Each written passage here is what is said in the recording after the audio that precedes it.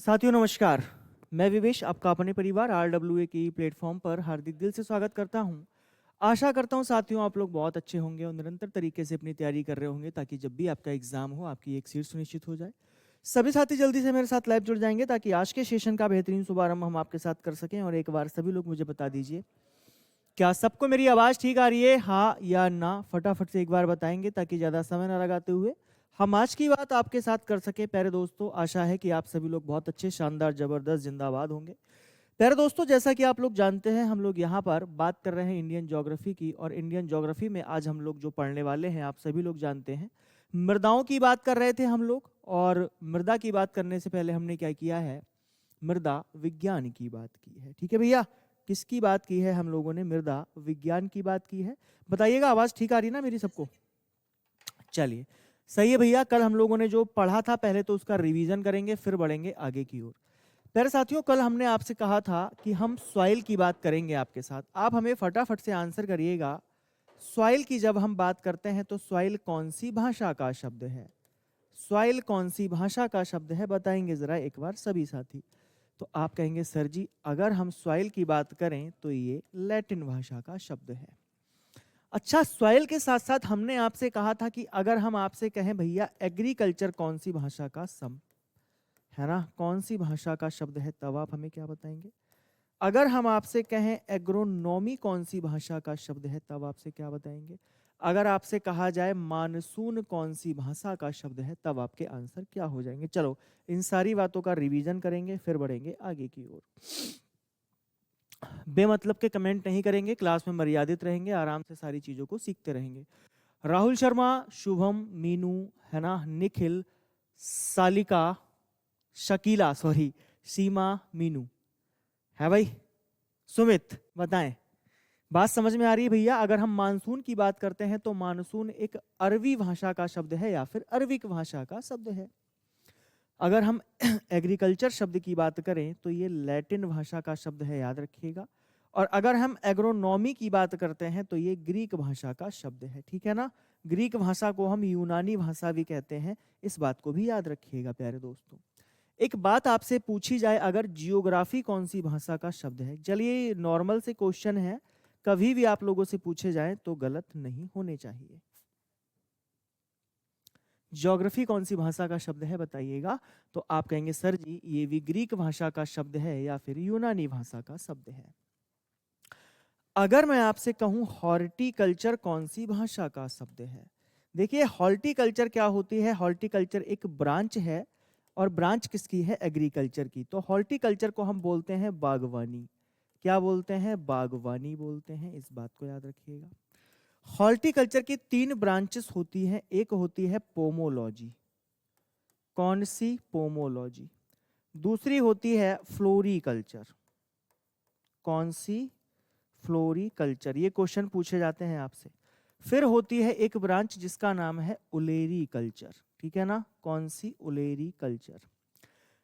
प्यारे साथियों, याद रखिएगा पोमोलॉजी के अंदर हम जो बात करेंगे वो फल विज्ञान की बात करते हैं, इसे फल विज्ञान कहा जाता है।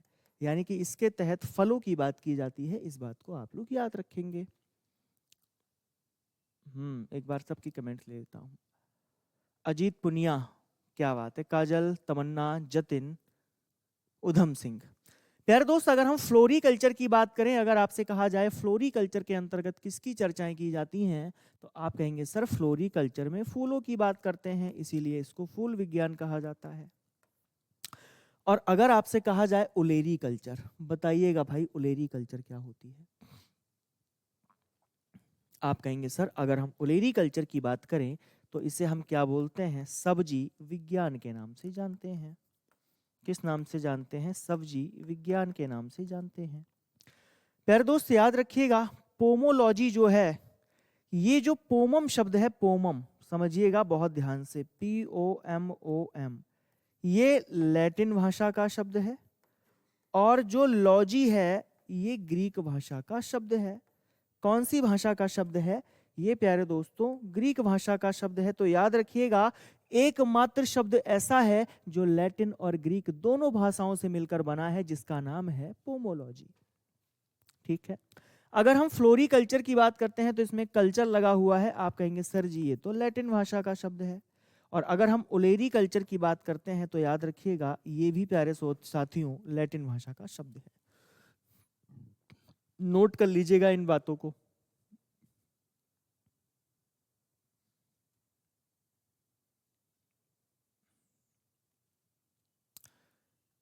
बात सभी को समझ में आ गई? प्रांजल फटाफट से बताओ। सचिन, सर जी मेनियल क्रॉप और कैच क्रॉप दोनों में दिया हुआ है। देखो कैच क्रॉप का मतलब क्या होता है, अगर मेन फसल नहीं हो पाती है तो उसको हम क्या करते हैं, कम अवधि वाली फसल है उसमें उगा लिया जाता है, इसलिए वहां पर एग्जाम्पल दिए हुए हैं, परेशान मत हो, ठीक है? उसको मैं दोबारा से समझा दूंगा। इतनी बात आप लोग समझ गए हैं, बढ़ेंगे थोड़ा सा हम और आगे की ओर। कल हम लोगों ने बात की थी किसकी, मृदा की, यानी कि सॉइल की। तो यहां पर लिखिएगा सॉइल। आज हम जो बात करेंगे सॉइल में, वो बात करेंगे कंपोनेंट ऑफ सॉइल की। कंपोनेंट्स ऑफ सॉइल अर्थात मृदा के अवयव। किसकी बात करेंगे, मृदा के अवयव। आपको पता है कि मृदा किन से मिलकर बनी होती है? मैंने कहा था ना, एक चुटकी सिंदूर की कीमत तुम्हें पता होगी। अब हम एक चुटकी मृदा की कीमत को जान लेते हैं। है भाई, ये देखो, ये मान के चलो मृदा है। ये क्या है, मृदा मान लेते हैं इसको। ये है सॉइल। अब समझिएगा सॉइल किससे मिलकर बनी होती है, बड़े ध्यान से समझिएगा, है ना? एक एक बात आपके लिए बेहद महत्वपूर्ण होगी। ऐसे ही बनाएंगे जैसे मैं बना रहा हूं, ठीक है? देखिएगा प्यारे दोस्तों, अगर हम आपसे कहें कि मृदा में क्या क्या होता है, तो आप कहेंगे सर मृदा में होते हैं खनिज पदार्थ, जिन्हें हम क्या बोलते हैं, मिनरल्स के नाम से जानते हैं, याद रखिएगा। और कितने प्रतिशत होते हैं, जल्दी से बताओ। आप कहेंगे सर मृदा में जो खनिज पदार्थ होते हैं वो हमारे कितने प्रतिशत होते हैं, 45% होते हैं। ठीक है जी, बात सभी को समझ में आ रही है? जल्दी से बताओ। मृदा में पाई जाती है प्यारे दोस्तों हवा। मृदा में क्या पाई जाती है, हवा। मृदा में कितने प्रतिशत हवा होती है, 25% मृदा में हवा पाई जाती है। प्यारे साथियों, मृदा में पाई जाती है क्या, मृदा में पाया जाता है पानी। याद रखिएगा मृदा में 25% पानी पाया जाता है। और अगर हम बात करें मृदा में प्यारे दोस्तों, एक बात और भी होती है, मृदा में होते हैं कार्बनिक पदार्थ, जिन्हें हम क्या बोलते हैं, ऑर्गेनिक मैटर बोलते हैं। याद रखिएगा मृदा में 5% ऑर्गेनिक मैटर पाया जाता है। तो अगर हम इन अवयवों की बात करते हैं तो बड़े ध्यान से समझिएगा प्यारे साथियों,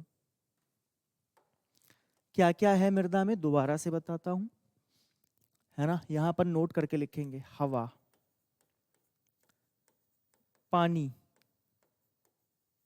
खनिज पदार्थ जिसे हम मिनरल्स बोलते हैं, ठीक है? और एक बात याद रखिएगा मृदा में और क्या होता है, कार्बनिक पदार्थ। कार्बनिक पदार्थ। भाई इतनी बातें सभी को समझ में आई हैं, जल्दी से बताओ। है भाई? फटाफट से कमेंट बॉक्स में हमें मेंशन करते रहो, किसी को भी कोई दिक्कत परेशानी डाउट नहीं होना चाहिए। अगर हुआ तो फिर ये गलत बात है भाई? इतनी बात आप लोग समझ पाए? अब दो बातें आप लोगों से पूछी जाती हैं, ठीक है ना? क्या क्या पूछा जाता है, इस बात को समझने की कोशिश करिएगा। आवाज नहीं आ रही है, ऐसा कैसे हो सकता है? आवाज नहीं आ रही क्या ठीक से, जल्दी बताओ। ऑल क्लियर बोल रहे हैं सब, आप बोल रहे हो आवाज नहीं आ रही है। नो डाउट सर, अरे वाह, चलो इतनी बढ़िया आवाज आ रही। देखो मैं अपने पास फोन में चला के रखता हूँ क्लास, ताकि दिक्कत ना हो, है ना बेटा? फालतू ऐसे झूठ मत बोला करो, है ना? गलत बात होती है। आवाज कम आ रही है प्लीज, हाँ ऐसा हो सकता है आवाज कम आ रही हो, रुकिए।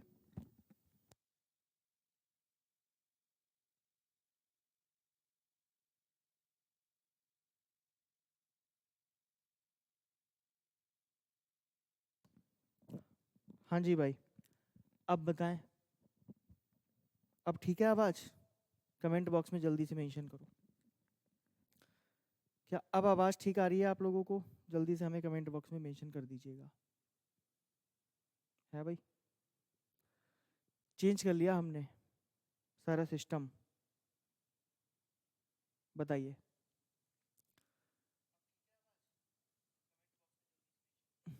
ठीक है भैया, समझिएगा मैंने आपको क्या बताया है। आप कहेंगे सर मृदा में कितनी हवा होगी? दोबारा से रिपीट कर रहा हूं, समझना। 25% हवा है, 25% पानी है, खनिज पदार्थ कितना होगा? आप कहेंगे सर 45% होगा, यानी कि 45% होगा। और कार्बनिक पदार्थ कितना होगा? 5%। अब दो बातें यहां पर और निकल कर आती हैं, जानते हो क्या है भाई? देखिए प्यारे दोस्तों, ये जो हवा और पानी है, और ये जो कार्बनिक पदार्थ हैं, और जो हमारे है ना कौन से पदार्थ हैं? खनिज पदार्थ। प्यारे दोस्त, अगर आपसे कहा जाए कि ये दोनों क्या हैं और ये दोनों क्या हैं, सर हम समझ नहीं पाए, आप बताना क्या चाहते हो? याद रखिएगा प्यारे दोस्तों, हवा और पानी मृदा में पता है कैसे भाग होते हैं? आप कहेंगे सर ये रंध्र भाग होते हैं। कैसे भाग होंगे? रंध्र भाग होंगे, याद रखिएगा। और ये कैसे होंगे? ठोस भाग होंगे, याद रखिएगा। यानी कि सॉलिड होते हैं, सॉलिड होते हैं। इस बात को याद रखिएगा। अगर हम आपसे कहें मृदा में ठोस भाग कितना होगा, तो 45 और 5 कितना हो जाएगा? आप कहेंगे सर जी 50%। और रंध्र भाग कितना होगा? तब आपका आंसर होगा 50%। अरे क्या बात समझ में आई है? जल्दी से बताओ। बहुत आराम से चल रहा हूं, है ना? इतने आराम से चल रहा हूं कि चीजों को आप बिल्कुल बेहतरीन तरीके से समझ सकते हैं। एक एक बात आप लोगों को समझ में आ जाएगी। ठीक है, तो प्यारे दोस्तों, आप लोगों ने इन बातों को भी समझ लिया। यहां तक हमने आपको बेसिक मृदा के बारे में बता दिया है। अब आपके एग्जाम के लिए जो महत्वपूर्ण है कि भारत में कौन कौन सी मृदाएं पाई जाती हैं, इनको हम लोग अब यहाँ पर समझेंगे। ठीक है, बात समझ में आ रही सभी लोगों को? जल्दी से बताओ।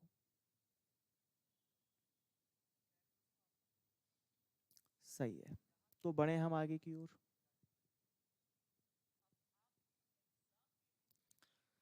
चलिए, तो ठोस भाग क्या है, रंध्र भाग क्या है, ये सारी बातें आप लोग समझ पाए होंगे। चलिए एक बात हम और कर लें। ठीक है, एक बात छोटी सी मैं आपको और बताना चाहूंगा, मृदा से संबंधित, आपके एग्जाम के लिए महत्वपूर्ण है। लिखिएगा सॉइल फॉर्मेशन, मृदा का निर्माण कैसे होता है। किसकी बात अगर हम आपसे करें, अगर हम आपसे बात करें सॉइल फॉर्मेशन। अच्छा एक मिनट रुकिएगा, मैं ना बोर्ड की चमक बढ़ा लेता हूं, बहुत परेशान हो रहे हो आप लोग। अब बताना जरा कैसा लग रहा है भाई? अब बताइएगा कैसा लग रहा है। चलो देखो और बेहतरीन तरीके से चीजों को समझो। हमने आपसे क्या कहा, फिर से रिपीट करता हूं, मृदा निर्माण की बात हम आपसे करेंगे। मृदा निर्माण की, मृदा आखिर बनती कैसे है, जिसको हम क्या बोलते हैं? सॉइल फॉर्मेशन बोलते हैं। क्या कहा जाता है इसको? सॉइल फॉर्मेशन के नाम से जाना जाता है। ये लो, अब ज्यादा ब्राइटनेस हो गई है जी? बिल्कुल सही है। तो समझिएगा प्यारे दोस्तों, अगर हम बात करें मृदा निर्माण की, तो लिखिएगा मृदा का निर्माण, इंग्लिश में भी पीडीएफ बता दूंगा, ठीक है ना, बता भी दूंगा। लिखिएगा मृदा का निर्माण रासायनिक, जैविक, है ना, केमिकल, जैविक को क्या बोलते हैं? बायोटिक, एवं भौतिक। सर क्या भौतिक? कारकों द्वारा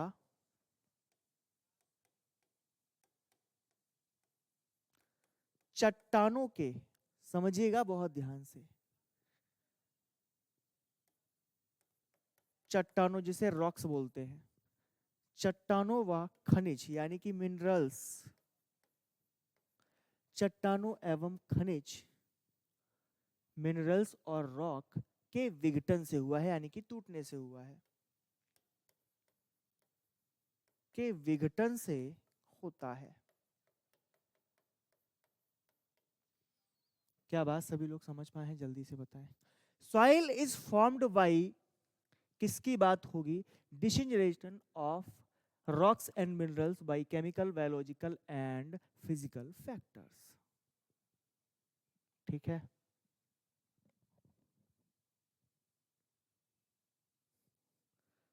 ज्यादा वराइड हो गया क्या?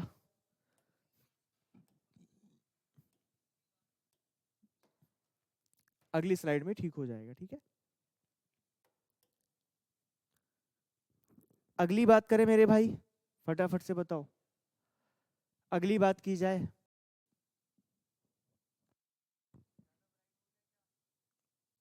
दिख रहा होगा, अगले स्लाइड में सही हो जाएगा। इतनी बात समझ पाए आप सभी लोग? तो देखिए, हमने यहां पर आपसे दो बातें की। क्या?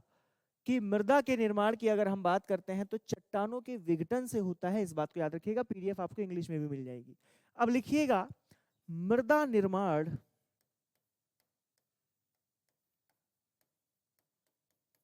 एक धीमी प्रक्रिया है, एक धीमी प्रोसेस है, यानी कि स्लो प्रोसेस है। और कितनी स्लो प्रोसेस है इस बात को समझिएगा कि 1 इंच मृदा के निर्माण में, 1 इंच मृदा के निर्माण में 800 से 1000 वर्ष लगता है।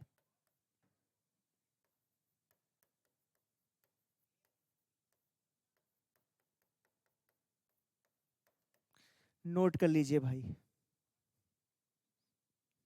मैंने क्या कहा? आपको पता होना चाहिए 1 इंच मृदा के निर्माण में 800 से 1000 वर्ष लगता है। सोचो,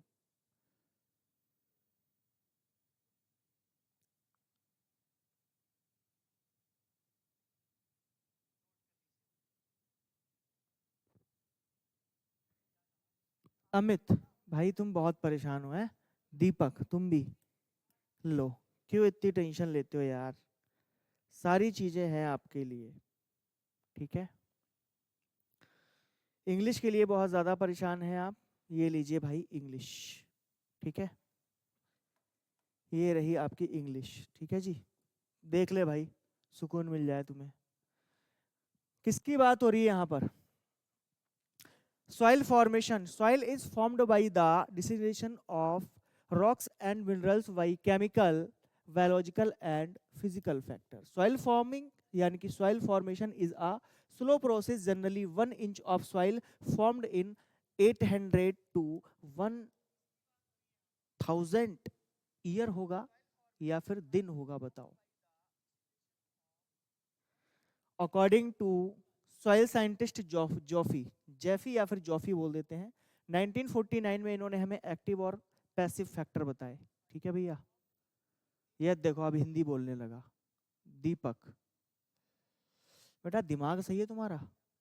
है?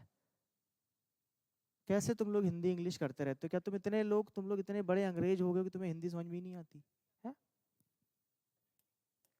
ऐसा लग रहा है तुम्हारी कमेंटें देखना बंद कर देना चाहिए, तुम पढ़ाने नहीं दे रहे हो यार। देख रहे हो, कलाकारी, बोर्ड भी ऑफ हो गया। सर एक रिवीजन क्लास लेकर आओ। कितने लोग चाहते हैं संडे को रिवीजन क्लास लेकर आऊं आपके लिए? कितने लोग चाहते हैं कि संडे को हम आपके लिए रिवीजन क्लास लेकर आएं? फटाफट से एक बार कमेंट बॉक्स में मेंशन करो, तब तक बोर्ड ओपन हो जाएगा। हम बहुत आराम से चलेंगे इसी तरीके से, ठीक है ना? हमें क्या 35-30 क्लासें करनी है बस। सिलेबस बहुत छोटा सा एग्रीकल्चर का, वो आप लोगों का कंप्लीट हो जाएगा।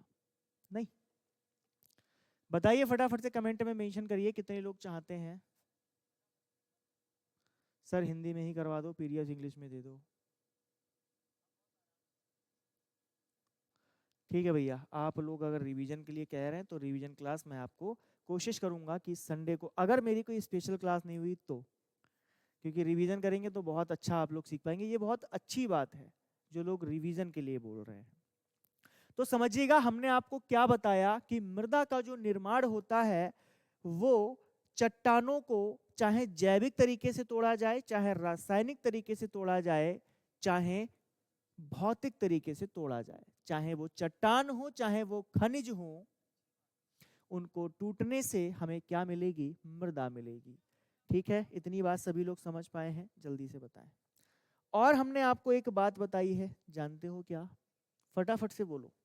हमने आपको ये भी बताया है कि जो मृदा है उसके 1 इंच निर्माण होने में 800 से 1000 साल लग जाते हैं। कितना धीमा प्रोसेस है ये बताओ।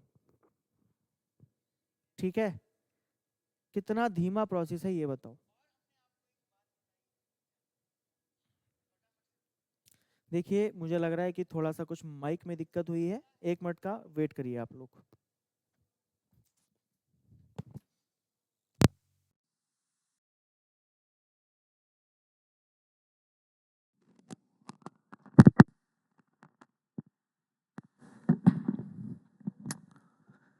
बताओ क्या अब आवाज़ ठीक आई है आप लोगों को? फटाफट से बताएं, अब आवाज़ ठीक आई है आप लोगों को मेरी?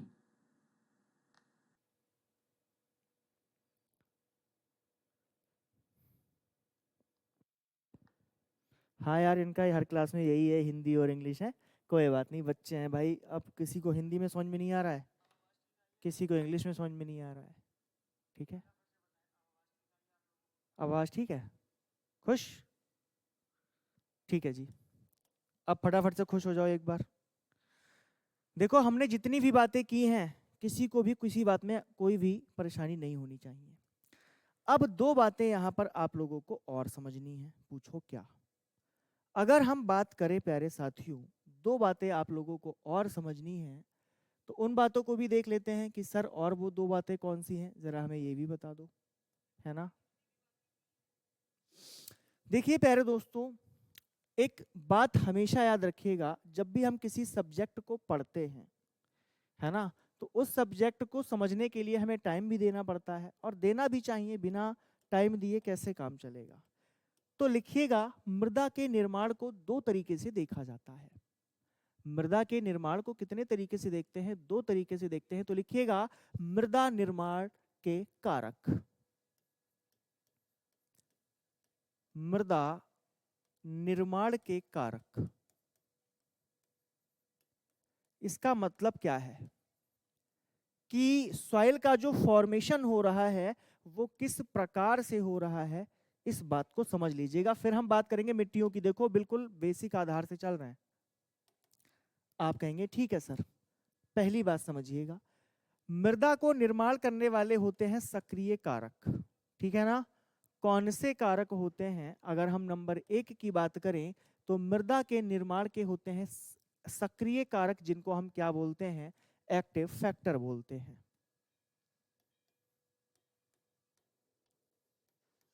सक्रिय कारक, इन्हें क्या बोला जाता है?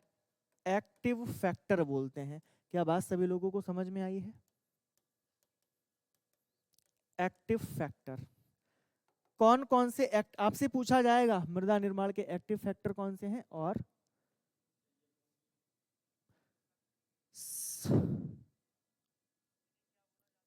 हाँ ठीक है, बिल्कुल ऐसा ही करेंगे ना। तो लिखिएगा, अगर हम मृदा के सक्रिय कारकों की बात करें तो आप कहेंगे सर जलवायु। कौन सी? जलवायु। और जलवायु में क्या आता है आपको पता है? आप कहेंगे सर जलवायु में 2 बातें आती हैं। कौन कौन सी? आप कहेंगे सर जैसे कि वर्षा और तापमान।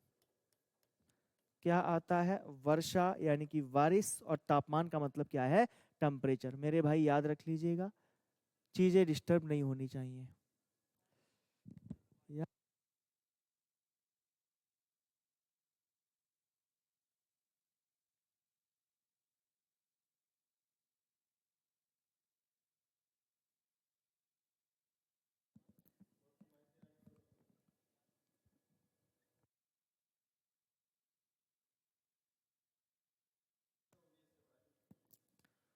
बताओ भाई। बढ़े और आगे की ओर। इतनी बात आप लोग समझ पाए। अभी वॉइस ठीक हो रही है, बिल्कुल परेशान मत। तो मेरे फ़ोन में बहुत अच्छी आवाज़ आ रही है, पता नहीं आप लोगों का कौन सा फ़ोन है जो दिक्कत हो रही है। तो मैंने क्या बताया, सक्रिय कारक हमारे कौन कौन से होते हैं, रेन, और कौन सा हो जाएगा, टेम्परेचर। एक बात मैंने आप लोगों को बताई थी, जरा नोट बताइएगा, क्या करवाया था मैंने आपको। आपसे कहा था कृषि में वर्षा का दिन किस दिन को कहा जाता है। वैसे तो सारे दिन वर्षा के होंगे, लेकिन वर्षा का दिन किस दिन को कहा जाता है, इस बात को बताओ।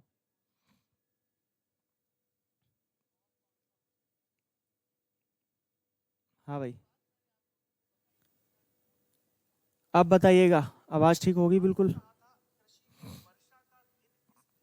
तो आप लोगों ने हमें बताया भी था कि सर जिस दिन 2.5 mm तक वर्षात हो जाए, लगभग 2.5 mm तक वर्षात हो, और कितनी देर में, 24 घंटे में, तो वो दिन कौन सा दिन कहा जाएगा। आप कहेंगे सर वर्षा का दिन कहा जाएगा, है ना। क्या कहा जाएगा प्यारे साथियों, उसको वर्षा का दिन कहा जाएगा। समझ पाए बात को।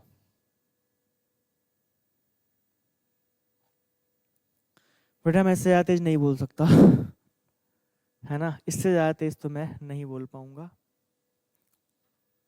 चलिए अगली बात करते हैं, मृदा के अक्रिय कारक कौन से होते हैं। ये तो एक्टिव फैक्टर हो गए। नंबर 2 लिखिएगा, मृदा निर्माण के अक्रिय कारक, जो सक्रिय नहीं है, अक्रिय कारक हैं, कौन से हैं बताइएगा। उन्हें हम बोलते हैं पैसिव फैक्टर।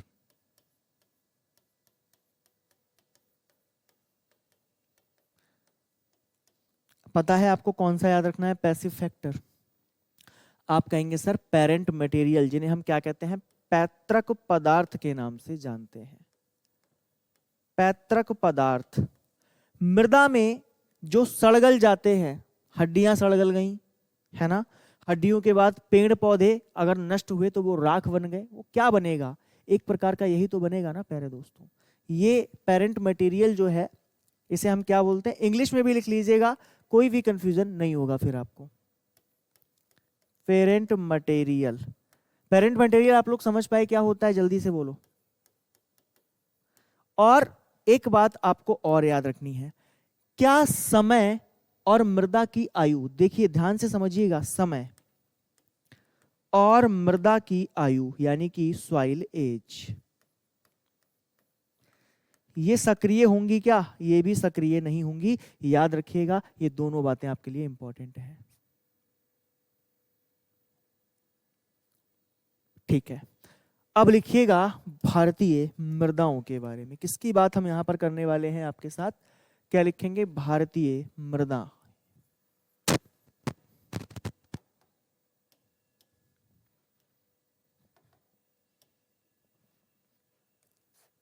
भारत की मृदाएं, जिन्हें क्या बोलेंगे, सॉइल्स ऑफ इंडिया के नाम से जानते हैं। तो नंबर 1 पे लिखिएगा प्यारे दोस्तों, अगर आप चाहें तो एक लाइन लिखिएगा, भारतीय मृदाओं को निम्न समूहों में बांटा गया है। भारतीय मृदाओं को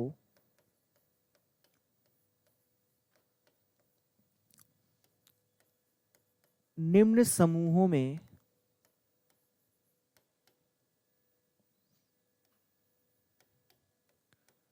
बांटा गया है। पहले हमने मृदा विज्ञान के बारे में पढ़ा, अब हम मृदाओं के बारे में पढ़ेंगे। नंबर 1 लिखिएगा, जलोढ़ मृदाएं, जिन्हें हम एलुवियल सॉइल के नाम से जानते हैं, जिन्हें हम एलुवियल सॉइल के नाम से जानते हैं। नोट करिए प्यारे साथियों, अगर हम बात करें तो यह मृदा, इनका गण कौन सा होता है, आपसे पूछा जाता है सर गण क्या होता है। देखिए जब आप सॉइल साइंस को डीपली तरीके से पढ़ते हैं ना, तो मृदा के कुछ गण होते हैं, क्योंकि हमें सॉइल प्रोफाइल पढ़नी होती है। लेकिन आपके एग्जाम के लिए सॉइल प्रोफाइल पढ़ाना मुझे लग रहा है कि बहुत ज्यादा हो जाएगा, है ना। तो अगर आपसे पूछा जाए कि मृदा समूह, जो जलोढ़ मृदाएं हैं, इनका मृदा समूह यानी कि सॉइल जो ऑर्डर होगा वो कौन सा होता है, तो बताइएगा कौन सा होगा। नोट करके लिखेंगे आप लोग। क्या लिखेंगे? इस मृदा का निर्माण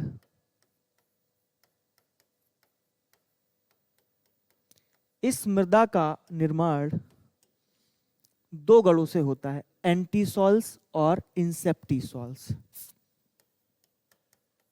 एंटीसॉल्स व, समझ में आ रही है मेरी बात? जल्दी से बताओ। आप कहेंगे सर इंसेप्टिसॉल। इंसेप्टिसॉल्स मृदा के गण से होता है, या फिर आप चाहें तो एंटीसॉल्स व इंसेप्टिसॉल मृदा गण से निर्मित होती है, मृदा गण से होता है। अगली बात,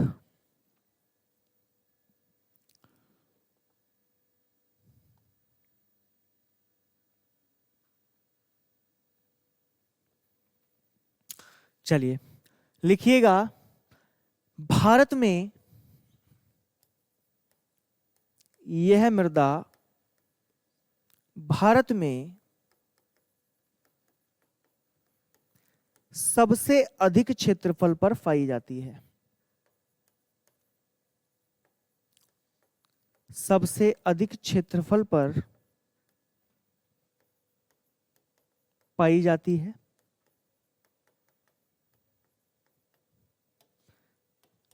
और पता है कितने मिलियन हेक्टेयर पर पाई जाती है? आप कहेंगे सर लगभग 113 मिलियन हेक्टेयर पर पाई जाती है। जो भारत में लगभग 113, बड़े ध्यान से समझिएगा, एमएच का मतलब क्या है? Million hectare. एमएच का मतलब क्या है? Million hectare. जो भारत में लगभग 113 मिलियन हेक्टेयर क्षेत्रफल पर है। इतनी बात आपको याद रखनी है। अगली बात करें। सिंह साहब ये सब पागल बन रहे हैं, ऐसा नहीं है। क्यों पागल बन रहे हैं? चलिए, तो जो लोग 40 बच्चे बोल रहे हैं ना आंसर, वो परसेंटेज में बोल रहे हैं। आपसे पूछा क्या जाता है? देखो 40 वाला आंसर सब बता देंगे, लेकिन ये वाला बताना मुश्किल होगा। अगर हम बात करें, याद रखिएगा, क्षेत्रफल है अर्थात, या लिखिएगा यदि प्रतिशत में बात करें, जो प्रतिशत में, ऐसे करके ही लिख लो, 43% है। शुद्ध तरीके से लिख लो, कोई दिक्कत वाली बात नहीं है। अब दो बातें आप लोगों को और समझनी है, जानते हो क्या? चलिए, एक बात तो आपको यह समझनी है कि ये मृदा कौन कौन से प्रदेशों में पाई जाती है। तो लिखिएगा, जलोढ़ मृदाएं प्रमुख, जलोढ़ मृदाएं मुख्यतः कहां कहां पर है? जल्दी से बताओ मुझे, किसी को पता है? आप कहेंगे सर बहुत सारी जगहों पर है। ठीक है, हाँ जी, याद रखिएगा, उत्तर प्रदेश, हरियाणा, दिल्ली, राजस्थान। उत्तर प्रदेश, हरियाणा, दिल्ली में भी हैं ये मृदाएं। आपको राजस्थान के कुछ क्षेत्रों में देखने को मिलेंगी। पूछा जाता है, ऐसा नहीं है कि बिल्कुल नहीं है, तो ये हैं। आप कहेंगे सर ये मृदाएं पश्चिमी गुजरात में भी देखने को मिलती हैं। कहां पर? पश्चिमी गुजरात में भी देखने को मिलती हैं, नोट कर लीजिएगा।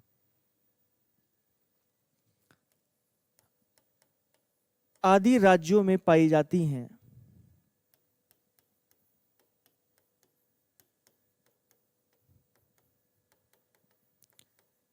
जो फसल उत्पादन के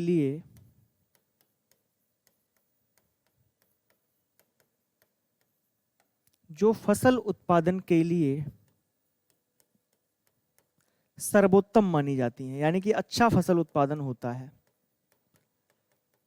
सर्वोत्तम मानी जाती हैं।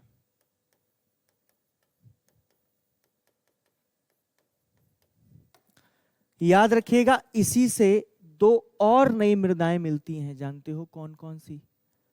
किसी को पता है? याद रखिएगा, अगर हम बात करें टाइप ऑफ एलुवियल सॉइल की तो दो प्रकार की होती है। लिखिएगा यहां पर टाइप ऑफ एलुवियल सॉइल। आगे चलकर ये दो भागों में विभाजित होती हैं। कौन कौन से? एक तो खादर मृदा और दूसरी बांगर मृदा, ठीक है ना? खादर और बांगर। बात समझ में आ रही ना सभी लोगों को? जल्दी से बताओ। और दूसरी कौन सी? बांगर। ये खादर और बांगर जलोढ़ मृदाओं के ही रूप हैं, याद रखिएगा। बस एक बात आपको याद रखनी है, जानते हो क्या? अगर हम खादर की बात करें तो ये अधिक बलुई होती हैं और नई मृदाएं होती हैं। अधिक बलुई व नई मृदाएं होती हैं। और जो पुरानी जलोढ़ है उसे हम बांगर कहते हैं। आप कहेंगे सर ये जलोढ़ मृदाएं हैं, ये पुरानी जो हो जाती हैं वो क्या कहलाती हैं? आप कहेंगे सर बांगर कहलाती हैं। इनमें क्ले अधिक होता है। क्ले को भैया क्ले ही बोलते हैं। ये पूछा जाता है आप लोगों से, इनमें क्ले अधिक होता है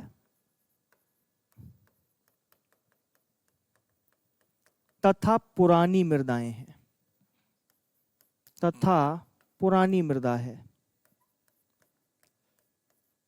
नोट कर लीजिएगा, बस इतनी सी बात थी। काजल, संजू, अन्नू सभी लोगों ने सही आंसर दिया है।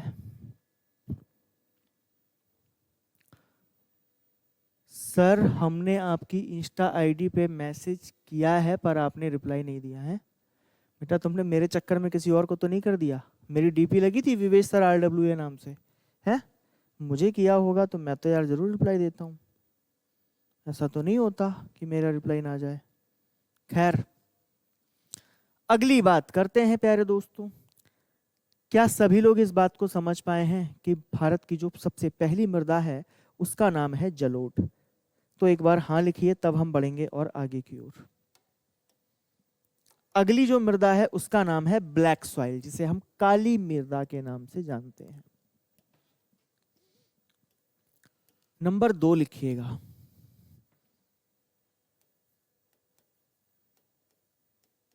ब्लैक सॉइल जिसे क्या बोलते हैं? इसी को हम काली मृदा बोलते हैं। इसी को हम रेगुर मृदा बोलते हैं। क्या बोलते हैं? रेगुर मृदा। इसी को हम काली कपासीय मृदा कहते हैं। क्या कहते हैं? काली कपासीय मृदा अर्थात ब्लैक कॉटन सॉइल। क्या कहा जाता है? ब्लैक कॉटन सॉइल कहा जाता है। मेरे भाई बात समझ में आई है सभी लोगों को? चलिए अगर हम आपसे कहें, ठीक है ना, तो लिखिएगा भारत में इस मृदा का क्षेत्रफल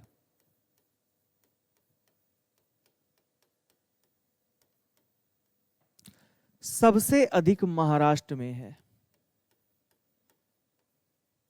कहां पर है? महाराष्ट्र। सबसे अधिक महाराष्ट्र में है। अगर आपसे पूछा जाए कि यह भारत के कितने मिलियन हेक्टेयर क्षेत्रफल पर फैली हुई है, तो याद रखिएगा यह मृदा भारत में 55 मिलियन हेक्टेयर पर फैली हुई है। थोड़ा जल्दी चलो, फिर हमें क्वेश्चन भी करने हैं। 55 मिलियन हेक्टेयर पर फैली हुई है। एक बात समझिएगा प्यारे दोस्तों, ये जो ब्लैक सॉइल है ना, इसमें एक प्रकृति पाई जाती है, ये बहुत जल्दी फैल भी जाती है और ये बहुत जल्दी सिकुड़ भी जाती है। ये इसका एक गुण होता है, याद रखिएगा। तो आप कहेंगे सर इन मृदाओं में फैलने और सिकुड़ने की क्षमता होती है, अतः इनमें दरारें पड़ जाती हैं। इन मृदाओं में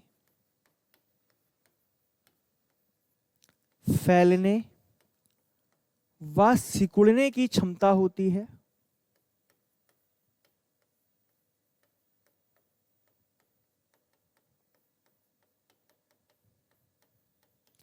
जिस कारण इनमें दरारें पड़ जाती हैं।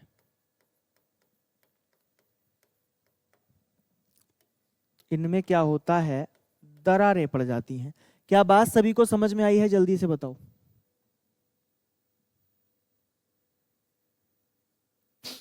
अगली बात लिखिएगा, यह गहरी महीन मृतिका द्वारा निर्मित दानेदार मृदाएं हैं।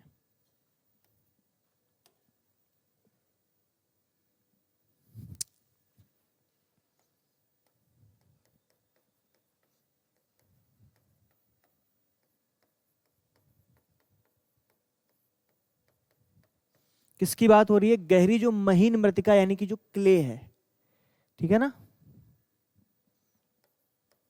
निर्मित मृदाएं हैं। अगर आपसे पूछा जाए, ठीक है, क्या पूछा जाए कि इन मृदाओं में सबसे अच्छी खेती किसकी होती है, तो लिखिएगा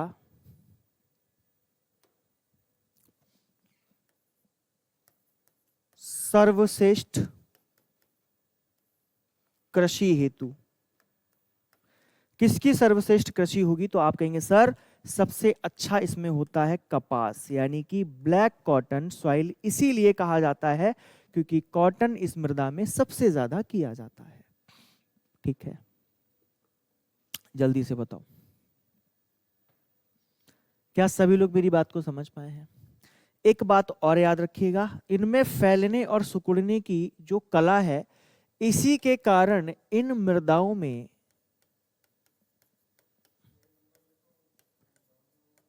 जल धारण क्षमता, वाटर होल्डिंग कैपेसिटी, जल धारण क्षमता अच्छी होती है।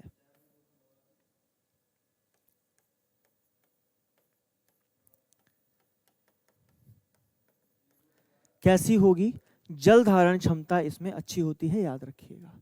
बस ये बातें आप लोगों से पूछी जाती हैं तो परेशान मत होइएगा, ठीक है। अब हम महत्वपूर्ण क्वेश्चंस की बात कर लें, क्योंकि थ्योरी तो पढ़ ली आप लोगों ने, है भाई। 4-5 क्वेश्चन मैं आप लोगों से पूछूंगा, आप मुझे आंसर दीजिएगा, ठीक है। पहले बताओ, बात सभी लोगों को यहां तक समझ में आ गई है या नहीं आई है? आप लोग कमेंट में इतना उलझा देते हो कि हम लोगों का, है ना, बहुत ज्यादा टॉपिक खत्म नहीं हो पाता है यार। बहुत बातें करने लगते हो तुम लोग, खतरनाक हो रहे हो बेटा तुम लोग दिन पे दिन, है ना। दिन पे दिन आप लोग कैसे होते जा रहे हो, खतरनाक होते जा रहे हो।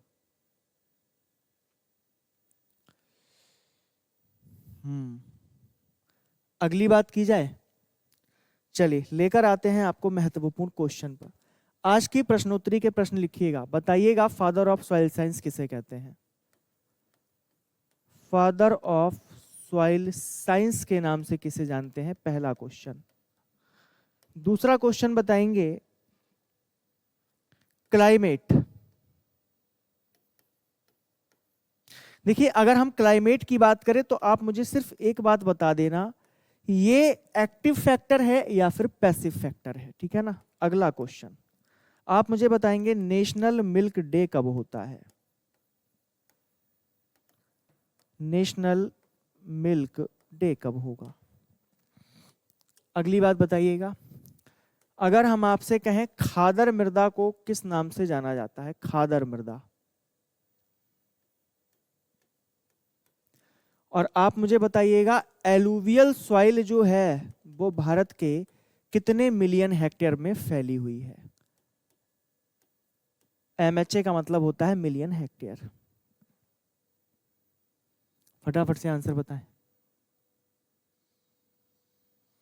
हाँ भाई, तो जो लोग हमें कह रहे हैं कि sir alluvial soil 113 million hectare पर फैली हुई है, कितना? 113 मिलियन हेक्टेयर पर। खादर, आप कहेंगे सर अगर हम खादर मृदाओं की बात करते हैं तो ये कैसी हो जाती हैं? ये नई मृदाएं हो जाती हैं, यानी कि न्यूली सॉइल होती हैं। कैसी होती हैं? न्यू सॉइल होती हैं। फादर ऑफ सॉइल साइंस मुझे आप बताएंगे। क्लाइमेट के हिसाब से देखें तो आप कहेंगे सर जी एक्टिव फैक्टर है। और नेशनल मिल्क डे प्यारे दोस्तों कब होता है? 26 नवंबर को होता है, याद रखिएगा। ये क्वेश्चन आप लोगों का होमवर्क है, ठीक है भैया। यहां पे आंसर मत दो आप।